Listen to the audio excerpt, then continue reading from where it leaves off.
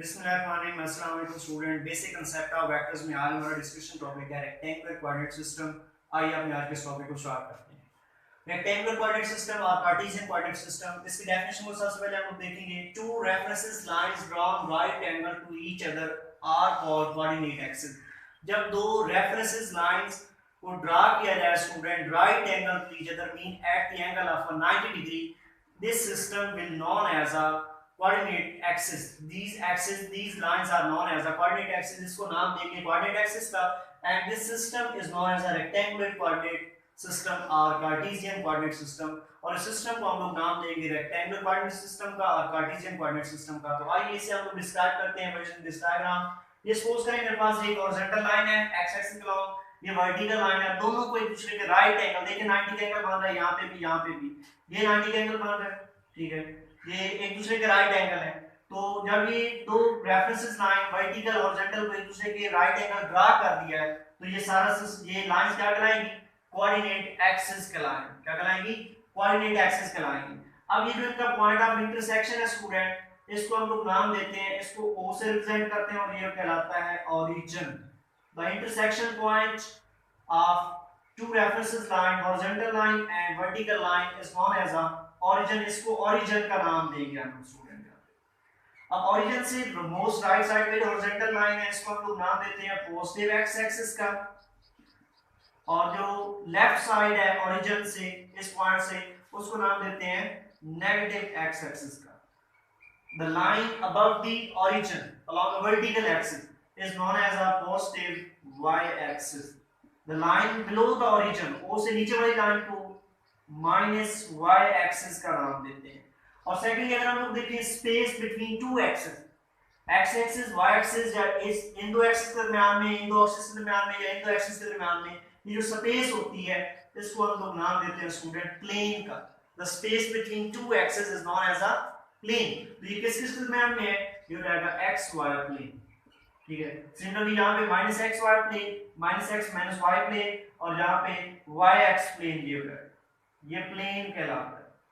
अब ये जो हम लोगों ने कोऑर्डिनेट एक्सिस सिस्टम ये सारा कुछ पढ़ा है, ये रेक्टेंगुलर कंपोनेंट, सॉरी ये हमारे पास कोऑर्डिनेट एक्सिस है या दो references line right angle to each other है, और जिसमें ये ओरिजिन आ जाएगा x axis, negative axis, y axis, minus y axis, plane आ गया। ये सारा सिस्टम जो है इसको हम लोग नाम देते हैं रेक्टेंगुलर कोऑर्डिनेट सिस्टम का।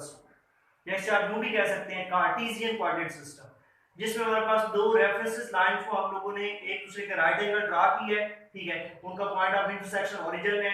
Most right side of a origin is a positive x axis, left side of origin is a negative x axis, above line of origin is known as a positive y axis, below the origin of line is known as a negative y axis, and the space between two axes is known as a plane।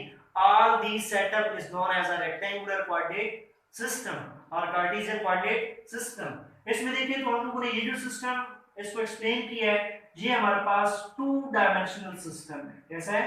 2D है, इसको 2D लिखेंगे simply, two dimensional system है। इसमें सिर्फ x axis और y axis और उनके respective negative यहाँ पे प्लेन आ रहे हैं।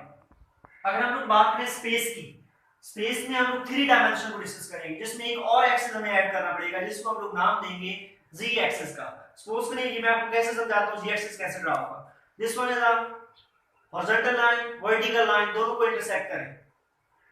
This is a vertical horizontal, this is a point of intersection origin.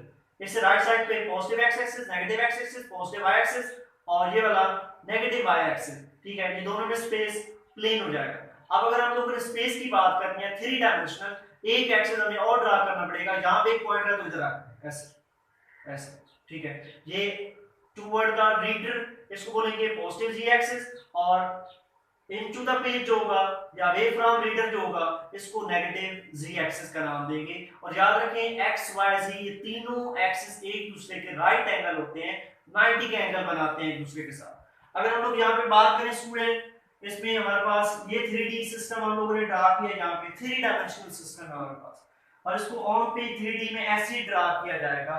ये हमारे पास 3 डायमेंशनल कोऑर्डिनेट सिस्टम है।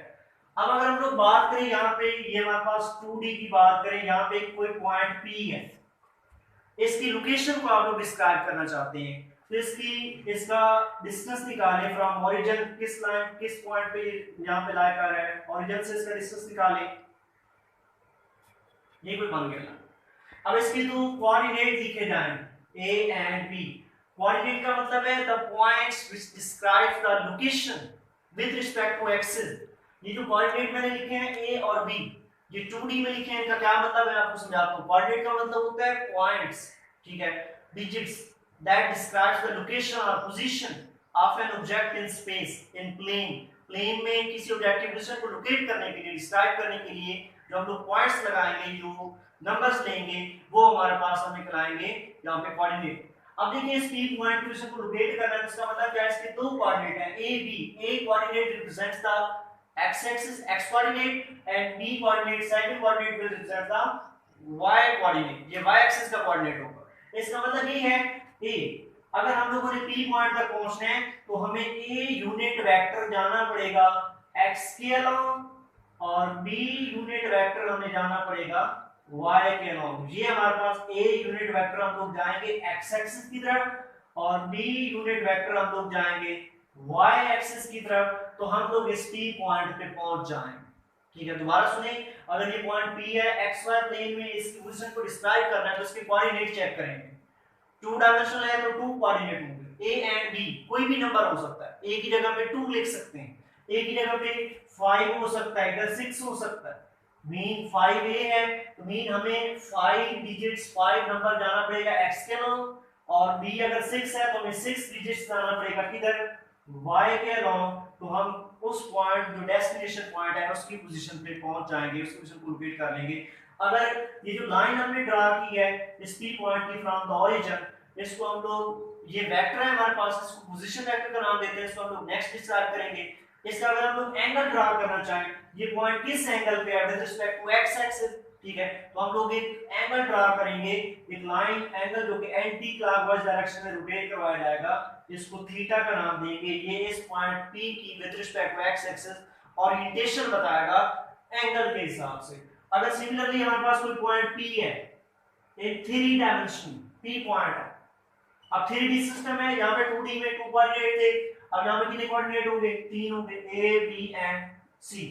इसका क्या मतलब है, if we have to desire to reach at a point P, we have to cover a distance A unit vector along x axis, B unit vector along y axis and C unit vector along z axis। अगर हम लोग इस P point पे पहुंचना चाहते हैं तो हमें A unit vector x axis के along जाना पड़ेगा और B unit vector y axis के along जाना पड़ेगा और C unit vector z axis के along जाना पड़ेगा।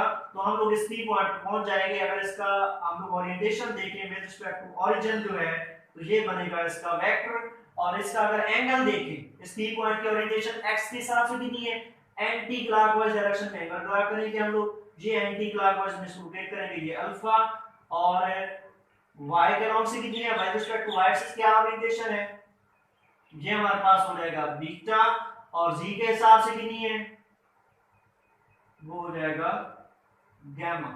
ये हमारे पास ओरिएंटेशंस हो जाएंगे स्टूडेंट किसकी, एंगल्स की, के P पॉइंट वे स्पेस के अंदर कहां पे लोकेट कर रहा है, इसको हम लोग यहां से इस तरह से डिस्क्राइब कर सकेंगे। ये हमारे पास कुछ इसका इनिशियल रेफरेंस था, ये हम लोग कांसेप्ट नेक्स्ट यूज करेंगे फर्दर चैप्टर के अंदर। इस वीडियो के साथ हमारा आज का लेक्चर खत्म हुआ।